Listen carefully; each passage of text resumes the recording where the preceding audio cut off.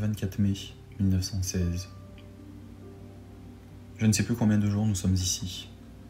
Je sais même plus combien de fois j'ai vu le soleil depuis que nous sommes montés en ligne. J'ai l'impression que c'est la nuit, mais qu'est-ce que ça change? Aujourd'hui, j'ai eu peur de moi-même. Pas de l'ennemi, non. Pas des obus, pas de la mort elle-même. Simplement de moi, de ce que je deviens. Je me suis surpris à espérer qu'un éclat me frappe.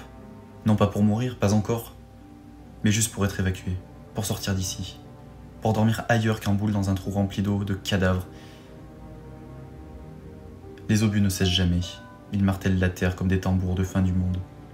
Parfois, c'est si fort que mes tympans se ferment d'eux-mêmes. Et malheureusement, on ne s'y habitue pas, jamais. Le sol tremble, les parois s'effondrent et les hommes aussi. Ce matin, un caporal s'est mis à hurler. Il hurlait le nom de sa mère, encore et encore. On a dû l'attacher. Il griffait la terre comme un possédé. Le soir même, on nous a dit qu'il a été envoyé à l'arrière, dans un hôpital psychiatrique. Il a eu de la chance selon certains. D'autres ont juste dit qu'il avait craqué. Ce mot revient souvent, comme si nous étions tous des morceaux de bois qu'on teste, un par un, pour voir lequel rompra en premier. Je ne dors plus, je ferme les yeux et je vois leur visage à tous ceux qui ont péri, tous mes camarades que j'ai perdus au combat. Parfois, je me demande si je ne suis pas mort aussi, quelque part, et que je continue à marcher, sans m'en rendre compte. Romain, lui, ne parle plus. Il reste assis, les yeux vides, même pendant les tirs. On le secoue, on lui parle. Il ne répond plus. Il est là sans être là.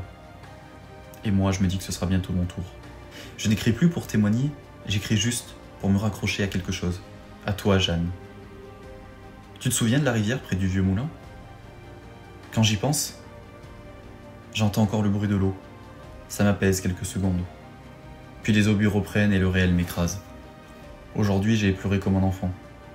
Je me suis mis dans un coin de l'abri et j'ai pleuré sans un bruit. De fatigue, de peur et d'impuissance. Et je sais que demain, je me lèverai à nouveau. Je mettrai mes bandes de moltières et je reprendrai mon fusil. Je ferai d'être un homme. Je ferai semblant d'être un soldat. Un homme comme tous les autres. Parce que personne ici ne peut se permettre de tomber.